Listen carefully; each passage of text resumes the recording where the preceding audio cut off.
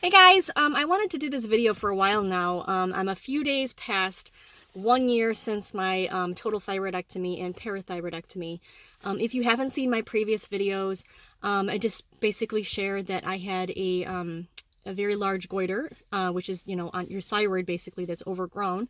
And it was going down into my chest and it was pushing on my windpipe and I had trouble breathing.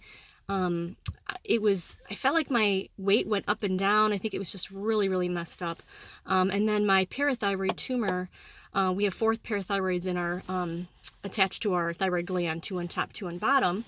And one of my parathyroids, had been, what do they call it? It just turns into an adenoma, a tumor.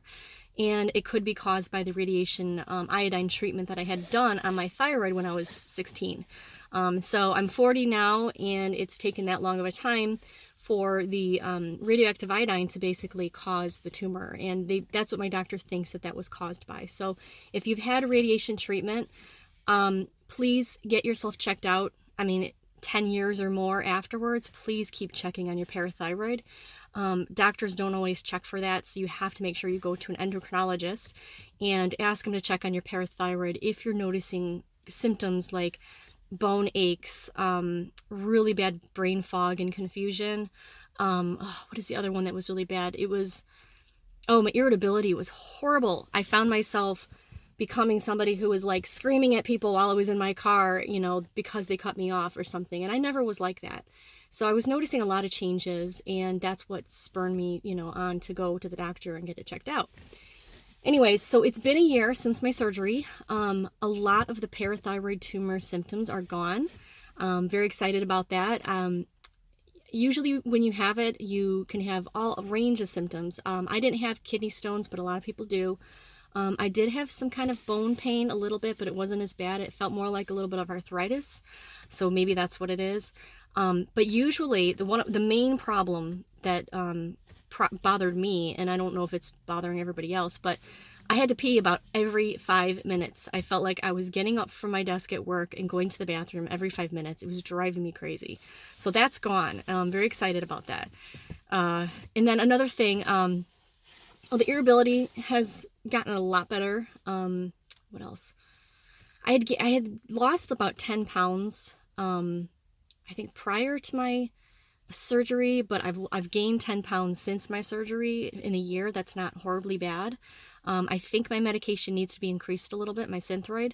So I'm going to the doctor to find out if I can increase it a little bit and see if that's why I have some weight gain and some other little issues in here and there. But for the most part, the one thing that has really bothered me the most is hair loss. My hair has gotten really thin. You can't tell too much because I use a lot of product that have volumizing properties because I'm just paranoid. I love having hair. I love, it's a part of being feminine, and it's kind of hard to lose it. It's kind of hard to have, one day a nice head of hair and the next day it's just so thin. I don't know if you can tell, but I have all these little, I can't really, I pressed them down. I have all these little baby hairs that stick up throughout the day. They're just sticking straight up and I'm always having to lick them down. Those drive me crazy, but if you can't tell, yeah, here's a lot of it. It's a lot thinner than it used to be, and it looks thicker when I do all this stuff to it. It's really not that big of a deal when you think of it. There's a whole lot of other things that I could be complaining about in life. That's just one of my little pet peeves about it. For the most part, though, my mood has gotten better. Not my mood. My mood has gotten worse in the past few months. My energy level has gotten a little bit better. I don't have as much aches in my legs that I used to have, like cramping, kind of feeling achy like you have a fever. I don't have that as bad. So there are some things that kind of bother me, and then there are some things that don't really affect me that much. So what I'm trying to say is, have the surgery if you need to have it done. If you have a parathyroid tumor, you have to have it taken out. There's no other treatment for parathyroid tumors. I'm not a doctor, but I've read up on it, and I highly trust the Norman Parathyroid Center in Florida. And they have a whole website that teaches about parathyroid tumors and how you have to get them taken out no matter what. They will continue to get worse and you will have major problems. Bone loss is one of the main things that can cause osteoporosis. You don't want that. So obviously, but please get it checked out. If you've had radioactive iodine treatment on your thyroid at any point in time, have them continue to check your blood tests. But I wanted to say basically it's okay. That surgery is fine. If you have a great surgeon, follow their steps afterwards of their what they want you to do to heal and to start feeling better. Take your medicine regularly.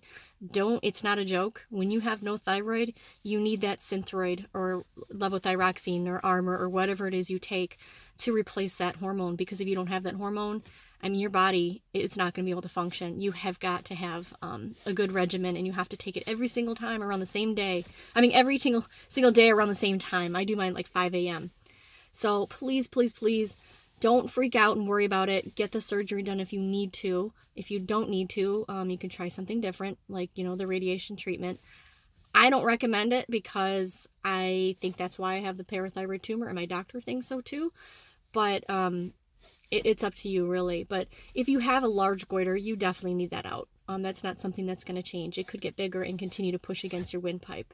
And you don't want that, because then you can't breathe, and then you're constantly like trying to take in deep breaths. I do that anyways because I talk too fast. But anyway, I'm going to show you real quick my, you can't really see too much. The surgery scar is right there. I've put makeup on it because I do. Sometimes it's a little more red than I like it to be, so I cover it up because I don't want it to be just super noticeable. But it's really not that bad. It goes from there to there. It just looks like a regular scar, and today I just happen to be wearing a scarf, so kind of covers it, so it's not that big of a deal. But either way, it's your battle scar. You got through surgery, you got through a really rough time. Nothing is wrong with having a scar. I just don't like it that it's right there by my face. That kind of bothers me, but it's not that big of a deal in the grand scheme of things. When I think about how much healthier I'm going to be and how much better I'm going to feel, I feel better, but it's going to take more time, I think, to adjust this medication. So that's it. Sorry for completely rambling. I just wanted to put something out there that was positive for you, that, you're going to have ups and downs with this, but in the long run, if you have a Graves' disease or Hashimoto's or whatever, it is going to be more helpful to have that thyroid taken out. So don't be afraid. If you have any questions, if you want to learn anything about what I've been through in the past year or how surgery was or whatever, I've written a blog about it. I can post that below. But please ask questions. Post some questions and comments below, and I'd love to talk to you.